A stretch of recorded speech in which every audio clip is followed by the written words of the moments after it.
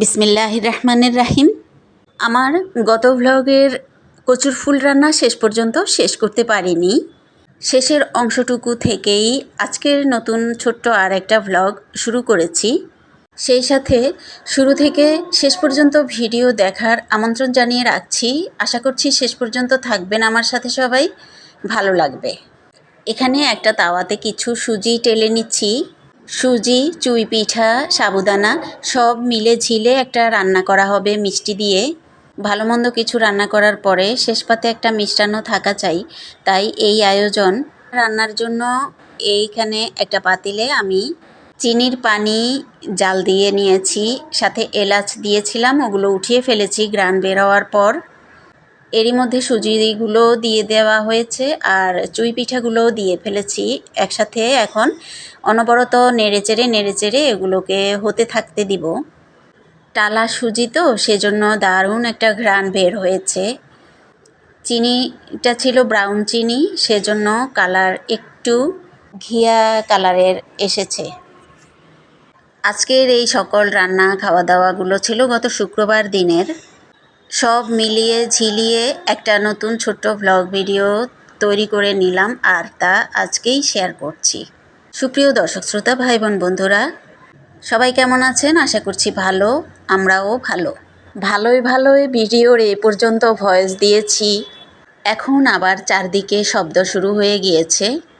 জানি না আপনারা কতটুকু বুঝতে পারছেন। মনে আছে কি না জানি না, আগে বলেছিলাম আমাদের বিল্ডিংয়ের আশেপাশে প্রায় অনেকগুলো বিল্ডিংয়ের কাজ একসাথে চলছে। এখন একেবারে আমাদের পাশের দুটো বিল্ডিংয়ের কাজ হচ্ছে, আর সেগুলোর পাইলিংয়ের কাজ চলছে, তো এজন্য দিন রাত করেই ওদের কাজ করা হয়। আর শব্দ সারাক্ষণ আমার কানে লাগতে থাকে, বিরক্তিকর একেবারে। ঘর থেকে বের হয়ে যেতে ইচ্ছে করে মাঝে মধ্যে। অবশ্য কয়েকটি কাজের কারণে আমাকে দিনের কিছু অংশ বাইরে থাকতে হয়, ততক্ষণ অন্তত এই শব্দগুলো থেকে বেঁচে যাই। আর যেখানে যাই ওখানেও কিন্তু মানুষের কোলাহল থাকে। শুক্রবারের রান্না বলে কথা। ভালো মন্দ রান্নার মধ্যে আজকে আছে এই হার্ড চিকেন আর কি, একটা রান্না করছি। আর কচুর ফুল তো আগেই দেখিয়েছিলাম। দুটো রান্নাতেই মশলা বেশি লাগছে, আর আমার মশলাও শেষ হয়ে গিয়েছিল, তাই বয়মে রিফিল করে নিয়েছি। সাথে তরকারি আর কচুর ফুল ভাজিতে দিয়ে দিয়েছি। এখন বাকিগুলো সামলে রেখে দেব। মুরগির গোশতের মধ্যে একটা টমেটো দেব, আর এই টমেটোগুলো না আমি নর্মালেই ফ্রোজেন করে রেখেছিলাম প্রায় মাসখানেক আগে। আর ফ্রোজেন করেছি এইভাবে, প্রথমে শপিং ব্যাগে সুতার আর কি, ওই ব্যাগে ঢুকিয়ে রেখে তারপরে পলি ব্যাগে মুড়িয়ে নর্মালের বক্সে রেখেছিলাম।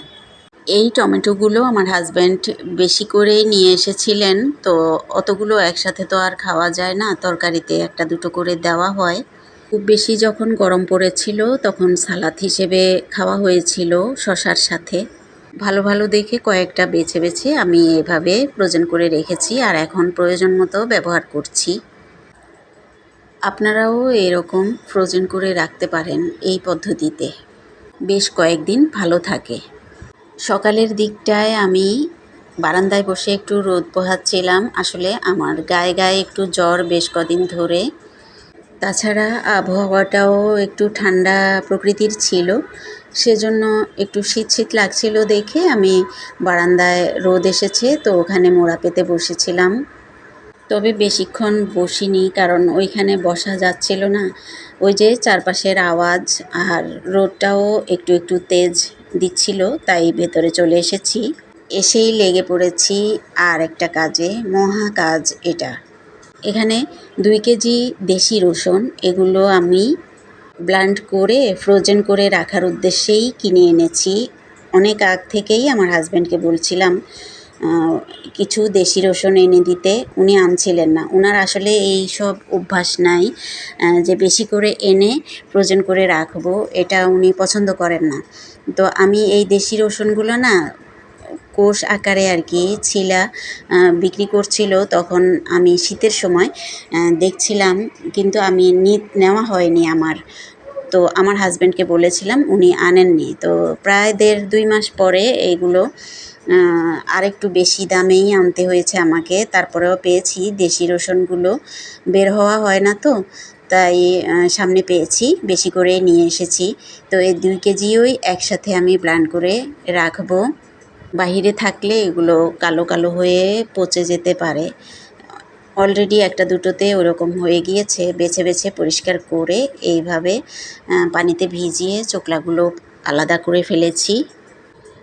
আর এখন এগুলোকে শিল দিয়ে আর কি পিষে নিচ্ছি। থেতলে তারপরে ব্লেন্ড করলে তাড়াতাড়ি ব্লেন্ড হয়ে যাবে।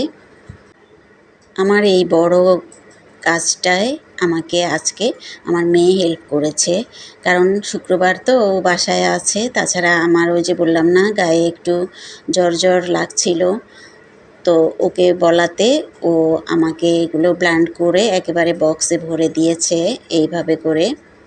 আমি করেছি কি, আমার একটা মশলার বক্স যেটাতে আমি দারচিনি আর এলাচ রাখি, ওইটা পুরো খালি করে ধুয়ে দিয়েছি। ওটাতে এক বক্স আলাদা রেখে দিয়েছি।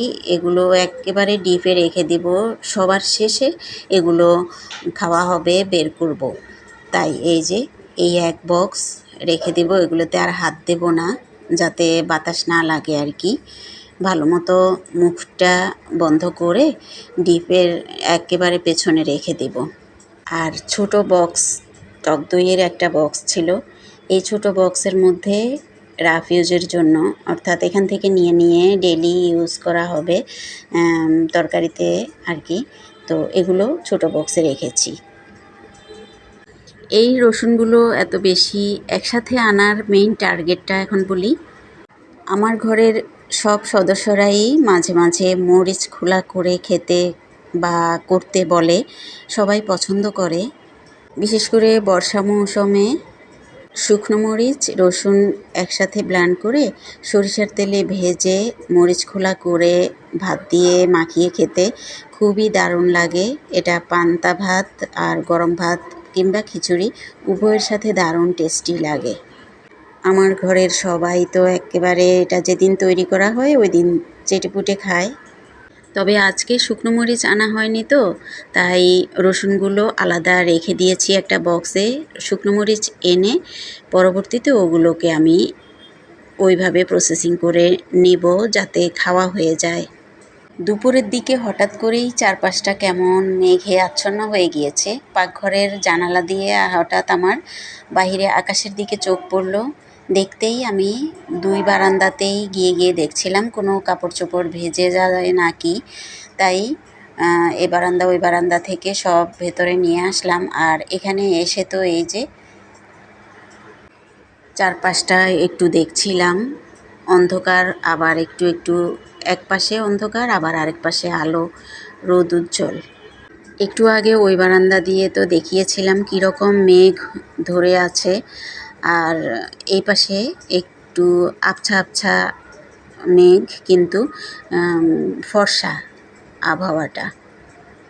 আর ওই যে নিচে ওই জায়গাটায় বিল্ডিং করা হচ্ছে, আর এটারই শব্দ। এই পাশে আরও একটা আছে, কাছাকাছি দুটো একসাথে কাজ চলছে।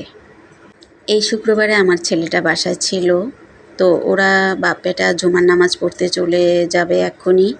আমি ডেকে বলছিলাম ছাতা নিয়ে বের হতে, কিন্তু বাপ বেটা কেউই ছাতা নিতে চাইলো না, নিলও না। আমার হাজব্যান্ড বলছিল এই মেঘে বৃষ্টি আসবে না, এটা উড়ন্ত মেঘ, উড়ে চলে যাবে। যাই হোক, ওদের বাপ বেটাকে বিদায় দিয়ে আমি এই পাশটায় এসে দেখছিলাম। নিচ থেকে ফোন দেওয়া হয়েছে, অনলাইনে দুটো পাপোশ যে অর্ডার করেছিলেন আমার হাজব্যান্ড, তো ওগুলো দিতে এসেছে। আমার হাজব্যান্ড গিয়ে ওই দুটো নিয়ে এসেছেন। আর এখন আমি বাসায় দেখছিলাম এগুলোর কালার আর ডিজাইন। আসলে উনি আমাকে বাসায় না জানিয়েই অর্ডার করেছিলেন, আর আনার পরে এখন দেখছি আর কি। আগে থেকে জানতামও না, দেখিও নি। পাপোশ দুটোর সাথে সাথে আরও কিছু জিনিস আপনাদেরকে দেখাচ্ছি। হ্যাঁ, দুটো তিনটে ব্যাগ আছে এখানে, একটা ছাতা আর একটা নামাজের হিজাব। এগুলো হচ্ছে গিফটের জন্য এনেছি, এগুলো আমিওই কিনেছি গিফটের জন্য। তাড়াহুড়া করে এগুলো গুছিয়ে রাখছি এখন। ছোট্ট ছোট্ট 3 রকমের শেপ দেওয়া 3টা ব্যাগ আমার কাছে খুব ভালো লেগেছে। একেবারে নরম তুলতুলে মখমলের কাপড় দিয়ে বানানো। আমার কাছে ভালো লেগেছে, তাই যাকে গিফট দেব সেও নিশ্চয়ই পছন্দ করবে, তাই নিয়ে নিলাম। এই যে এই 3টা ব্যাগ আর পাশে হিজাবটা। আমি বলেছিলাম না বেশ কিছুদিন ধরে আমাকে গ্রামের বাড়িতে এবং ঢাকায় আসা যাওয়ার মধ্যে থাকতে হবে। এই দিনটায় ঠিক হয়েছিল গ্রামে যাব, তবে যাওয়া হয়নি। পরবর্তীতে আবার সামনে যাওয়া হবে, তাই এগুলো গোছগাছ করেছিলাম খুব তাড়াতাড়ি করেই। আর কিছু ডিম আনা হয়েছিল, সেগুলো রিফিল করে রাখছি।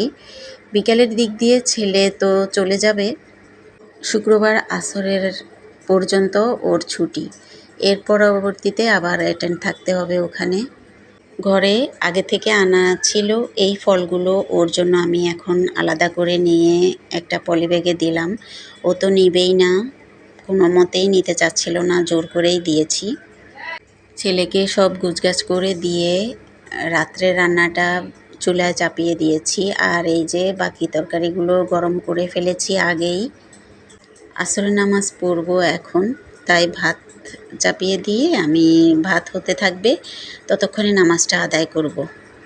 এখানে আমার নিজের ব্যবহারের জন্য যে তেলটা আমি মাথার চুলে ব্যবহার করি, সেই তেলেই কিছু মেহেন্দি পাতা দিয়ে রাখছি। মাঝে মধ্যে আমি এরকম করি। এই মেহেন্দি পাতার কারণে তেলটা ঠান্ডা থাকে, আর মাথার তালুতে দিলে তালু একদম ঠান্ডা হয়ে যায়। তো তেল প্রায় শেষের দিকে, যেটুকু আছে ওটুকুর মধ্যেই পাতাগুলো এনে দিয়ে রেখেছি। একটু পরেই সন্ধ্যা নেমে আসবে, তার আগ দিয়ে ছাদে গেলাম। সাথে আমার মেয়ে আছে, ওই ভিডিওগুলো করছিল। আর ছেলে তো চলে গিয়েছে হোস্টেলে, দূর থেকে দেখছিলাম। চারপাশের আবহাওয়াটা কিছুক্ষণ উপভোগ করে ভালো সময় কাটিয়ে মাগরিবের আগ দিয়ে নিচে নেমে এসেছি। গোধূলি লগ্নে পশ্চিম আকাশটা কীরকম সেজে আছে দেখুন। চারপাশ থেকে ঝিরিঝিরি বাতাস বইছে, আর গাছগাছালিগুলোতে নতুন নতুন ফুল এসেছে। তো বৃষ্টি হয়ে যাওয়ার পর সব তরতাজা হয়ে আছে, দেখতে বেশ ভালোই লাগছিল। ওই যে দূরের ওই রাস্তা দিয়েই ছেলে যাবে। চারদিকে অন্ধকারও হয়ে এসছে, একটু পরেই সন্ধ্যা হয়ে যাবে, দিন শেষ, আমার ভিডিও শেষ। আর এক্ষুনি আপনাদের সবার কাছ থেকে আজকের মতো বিদায় নিয়ে নেব। আমার আজকের ভিডিও আপনাদের কেমন লেগেছে কমেন্ট করে জানাবেন। আমার না বাসার ভেতরে এরিকা পামের একটা গাছ ছিল, ওটা মরে গিয়েছে। ওটা কি ছায়ায় রাখাতে মরে গেল? কারো জানা থাকলে জানাবেন। এরিকা পাম গাছের কীরকম যত্ন নিতে হয় বা কোথায় রাখলে ভালো থাকে আমাকে প্লিজ জানাবেন। আপনাদের সবার সাথে আগামী কোনো এক ভিডিওতে আবার কথা হবে। আজকের মতো বিদায় নিয়ে নিচ্ছি। সবাই ভালো থাকবেন। আল্লাহ হাফেজ।